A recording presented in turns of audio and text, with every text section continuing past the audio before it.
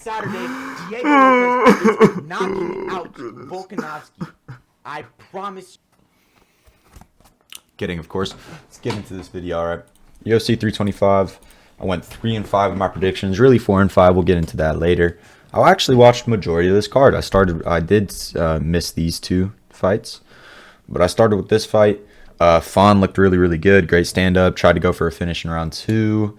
But he really wanted the highlight finish, which is important. You know, if you want to get out the early prelims, you got to go for the Twitter clip. You know what I mean? You don't want just a ground and pound finish. That's boring. That people forget about that, and you end up staying in the early prelims.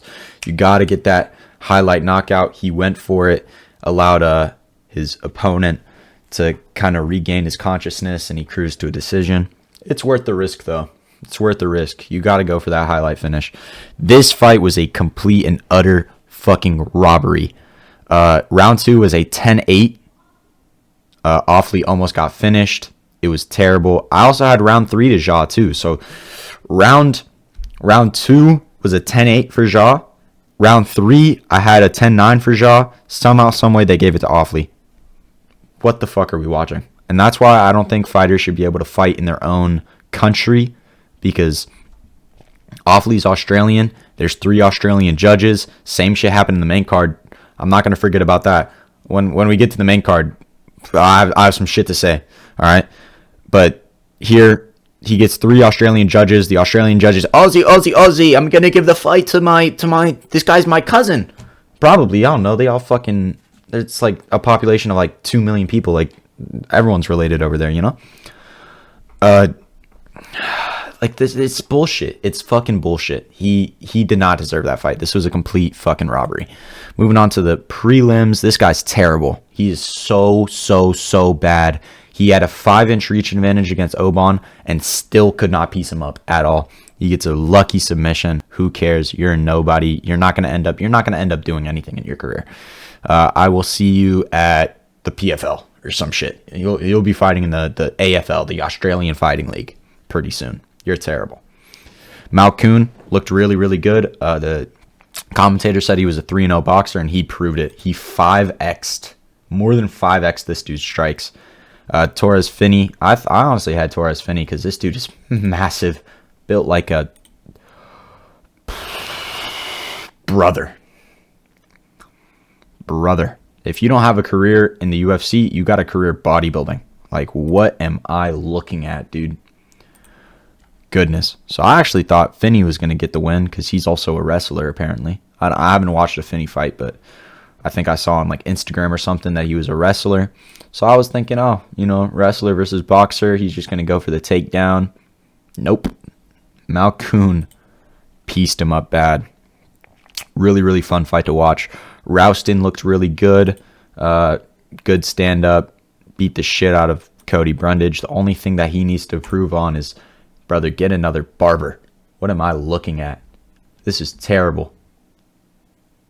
This is awful. Holy moly. Something needs to change. This, I don't even remember this fight, to be honest. I thought Junior Taffa was doing good. He did outstrike him a little bit. I thought he was doing good. He gets a knockdown. Oh, yeah, dude. First punch he threw folded this man in half. It was nuts. Eventually he gets a submission. I don't even remember this fight, to be honest. Fucking whoop-de-doo. Congrats to good old Billy. You beat a person that's 6-5. Cut this person from the UFC. We don't need to see Junior Taffa. 6-5. If you're negative, almost negative, you should not be in the UFC. That's embarrassing. Moving on to the main card, Quillian Silkid. I don't know how to pronounce it. This is the Baker boy. The Baker boy, and a lot of people thought he was a bit of a knockout artist. He had the knockout over Captain India. He had the Baker knockout.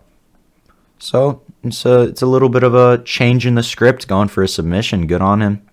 He's looking good. Future's looking bright. He's young. I don't know how old he is. He's in his 20s, surely, right? 26. Interesting. Keep your eyes on this kid. He might be something. Lightweight division, scary though. That is a scary division. But he has some momentum behind him. He got some good clips. Some two really nice knockouts. can't wait to see what this guy got in store. This fight was a bit of a barn burner, a bit of a heavyweight classic. Two fat pieces of lard just mating against the cage. It was beautiful to watch. I had Teixeira. I also had Quillian Selkid. So I started the night off 2-2. I was pretty happy. Taito Ivasa definitely could have got that finish though, but they're just both so fat. Taito Ivasa had him against the cage. Teixeira was seeing stars. And he was so tired. You wouldn't think, because he doesn't look like he's out of shape, but boy, he needs to hit a treadmill bad. Both of them, by the end of round 3, they could barely breathe. Teixeira was so rocked. I thought Taito Ivasa was going to go for the little bit of an upset, but Teixeira survived. Just a heavyweight classic. You know, when you tune into a heavyweight fight, that's what you want to see. You want to see one person just stumbling and the other person being like as he chases after him and shit. You know, this fight was the first fight that I got wrong. I thought Ruffy was a fraud. You know, he lost to Benoit Saint Denis. I don't really like the whole fighting nerds, to be honest. I like Carlos Pratas. He's cool. But the rest of them, I didn't really care for him at all. Especially Gene Silva. I don't like Gene Silva. Fuck that. Israel's greatest soldier. I don't fuck with that dude. But, you know, I thought Rufi was a fraud. I thought Fiziev, with his Muay Thai background, would do a lot better on the stand-up. But Rufi did really good. And congrats to him. I'm interested. I want to see maybe like a Paddy Pimblett fight, honestly. Something like that. I think that would be really fun.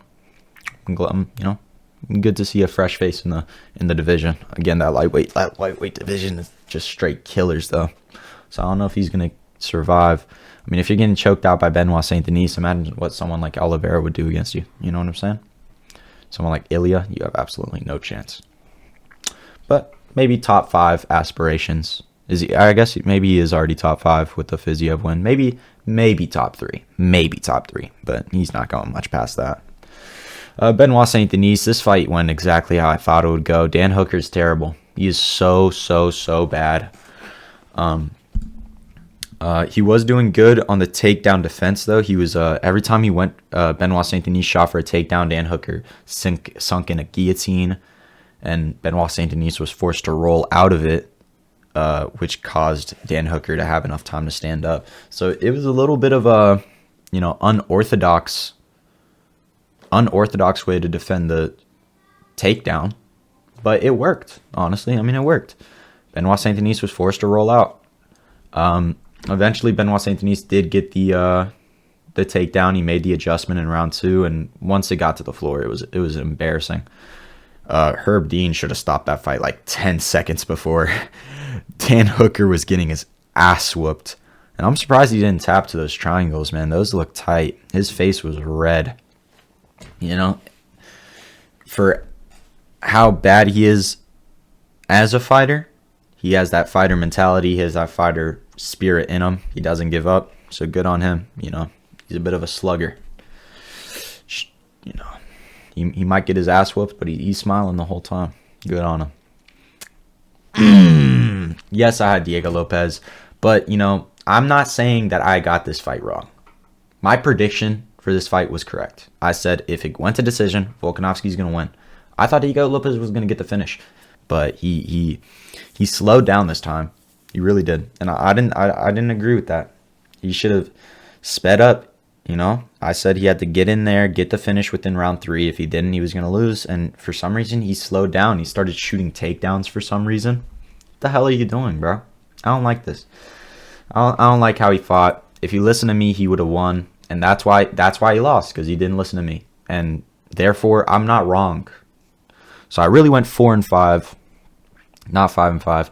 Also, again, with the fucking Australian judges, dude. If you should not be able to fight in your own country. Alexander Volkanovski got a 50-45, and Lopez had a knockdown that just wasn't marked down. Lopez hit a clean counter left that dropped Volkanovski. It's not there. Dude, it's so fucking biased. 50-45 on everything you're a liar. On everything you're a liar. On everything you're a liar. There wasn't a single round Volkanovski clearly won. Okay, maybe I'm a liar. But, like, neither of them did anything to win this fight. It was boring. I dare say it was just boring. The first fight was an absolute classic fight of the year, honestly. But this fight was just boring. Neither of them wanted it. Neither of them wanted it. Volkanovski was ready to retire. Diego Lopez was ready to go back to can crushing or whatever.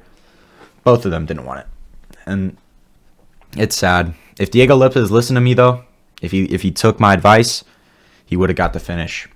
Now, usually this part of the segment, I move on to UFC Undisputed Forever, and I knock out Fiziev and Lopez. I've actually had to re-record this video twice, unfortunately, and I did do that. But I'm not gonna go ahead and reboot the game. I don't want to do all that. Leave a comment if you want to see that. Other than that, doing a little bit of matchmaking for the winners. This guy, he probably deserves a ranked opponent. Honestly, I think he deserves a ranked opponent. I don't know who he goes for, but get someone in the top 15. I don't care. I don't care who you fight. Both of these people need to get cut from the UFC. I don't care that he won. Both of them need to get cut from the UFC. I want to see like a Roofy versus Paddy Pimblett. I think that would be fun. Fiziev. Let's see. Fiziev should probably fight. I don't know what Fiziev does. Take some time off. He deserves it. Dan Hooker deserves to get cut from the UFC. I don't care about him. Benoit Saint Denis, yeah, top 3 for sure. Give him Arman if Arman isn't doing the cutting shit. Obviously, they already have a fight scheduled. I think Roofy deserves Paddy Pimblett. He just fought Dan Hooker. So I guess Arman's the only one available. But I think Arman's just... I don't know what the fuck Arman's doing, dude. He wants to go to 45. I don't think that's a smart idea. 5 hangers. Okay.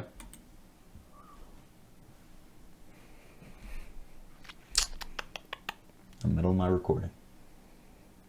Incredible. Diego Lopez needs to take some time off, I think. Something needs to change. I think he needs to go to a different gym or something. Work on the stand up because he has the power. He has the frame too. He's 5'11".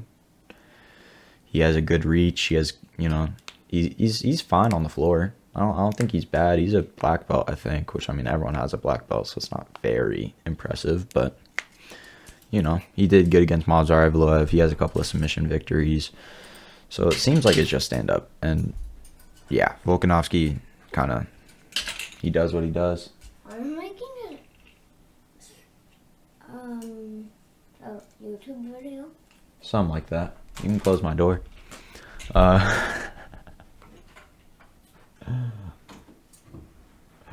Volkanovski, they're probably going to do they're talking about like a Movsar Lerone Murphy title eliminator. The winner of that gets the title shot. I think Lerone Murphy is an absolute fraud. I think Movsar is going to sweep the floor with them. Does Volkanovski beat someone like Movsar? I'm not sure. That's a really interesting matchup. I think I would have to go for Movsar there. I really like those Dagestani-esque fighters. I think Movsar gets the win. But also, I just clearly hate Volkanovski. Never liked Volkanovski. Never liked Marab. Never liked DDP. These fan favorite fighters. I never liked them. I don't care. I don't know. Nothing strikes me as very impressive about Volk, man. And obviously, he did great. I'm not gonna. Yeah, he deserves his flowers. Top 3 of all time, probably. Greatest featherweight of all time, probably. Is he better than Diego Lopez? Whatever. I guess I gotta admit. In 2-3 years, when Diego Lopez finishes his training arc and wins the title, which gold is in this boy's future. I think gold is in his future. After the training arc, maybe Diego Lopez is gonna be better, but until then, Volk's definitely probably the best featherweight in the world, other than Ilya. This is still Ilya's division, dare I say. I don't really got much else. Leave a comment if you want to see that undisputed UFC undisputed forever. I'll beat up Fiziev and Lopez for throwing my predictions. Other than that, I don't got much else to say, man. I hope you guys enjoyed this video. I'll see y'all at some point. I'll probably post a video next week. Maybe like I'll try to post like once a week. It was easy to post a lot recently because there was 2 weekends in a row where it was UFC, but now I think we have like 5 weeks off. So I don't know. I might make like a tier list or something. If you want to give me some suggestions of what you want to see in the comments, go ahead, man. I'm free to listen.